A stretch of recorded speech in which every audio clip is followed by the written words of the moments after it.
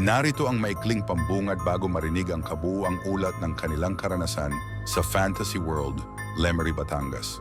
Ayon sa kanila, isang pangkat ng mga tao magkaibigang sina Mila, Rodel at Anton ang nagpasya noon umakyat sa loob ng hindi natapos na amusement park upang idokumentaryo ang kanilang paglipana. Ipinahayag nila na ang layunin ay maghatid ng personal na pamamahayag sa YouTube tungkol sa mga aninong naiwan sa bakanteng atraksyon.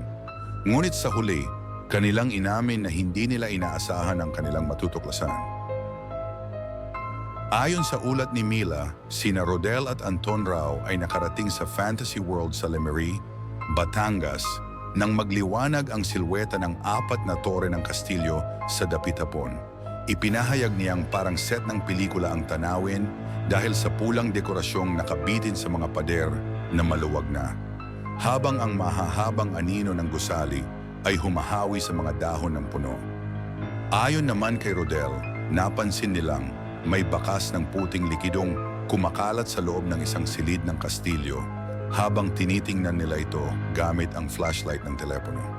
Dagdag niya, may mga marka pa raw ng sapak sa dingding. Unang babala umano na hindi sila nag-iisa.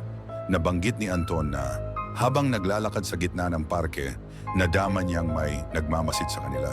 Isinantabi raw niya ang kanyang kaba nang marinig ang matinis na ungol mula sa bintana. At nang sila'y tumingin, nawawala na raw sa isang kisap mata ang anino ng isang babae sa puti at basa ang damit.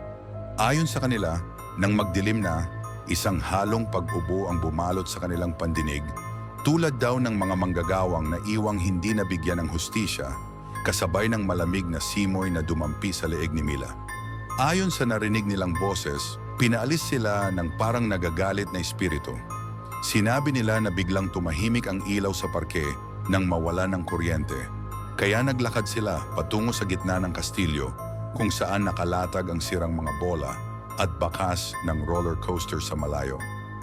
Ayon kay Rodel, may humawak sa balikat ni Anton, ngunit nang lumingon ito, wala raw ibang tao, tanging marka ng kuko sa damit ang naiwan. Inulat ni Mila na nagtungo sila sa hanging bridge para makaalis, ngunit napansin niyang hindi nakakabit ng maayos ang isang lubid. Parang nakaambas sa kanila ang trahedya. Maya-maya, isang anino raw ang humarap sa kanila sa dulo ng tulay. Puti ang damit nito, basa at animoy walang mata. Batay sa sinabi ni na Anton at Rodel, sa kanilang pagtakas pababa ng tulay ay parang may humihila sa bawat hakbang. Mga anino umano nang dumaan sa parke ang nagpayuhan silang bumalik at harapin ang kasaysayan ng lugar. Ngunit nagpasya raw silang tumuloy at sabay na umatras kung kailan naglaho ang mga multo. Ayon sa kanila, nang magkabuhol ang mga takot at lakas ng loob, tumakbo sila patungo sa kotse at muntik na silang makalayo nang marinig ang malakas na hiyaw mula sa likuran. Hinablot nila ang mga susi at pinaandar ang makina ng mabilis. Sumunod na umangkin sa kamera ni Rodel ang pamilyar na puting silweta at batay sa kuha, may kumislap na pulang mata sa huling frame. Ayon sa kanila, hindi na sila muling nakaakyat sa Fantasy World, ngunit hanggang ngayon ay hindi pa rin matanggal sa isip nila kung panaginip man o totoong bangungot ang kanilang naranasan.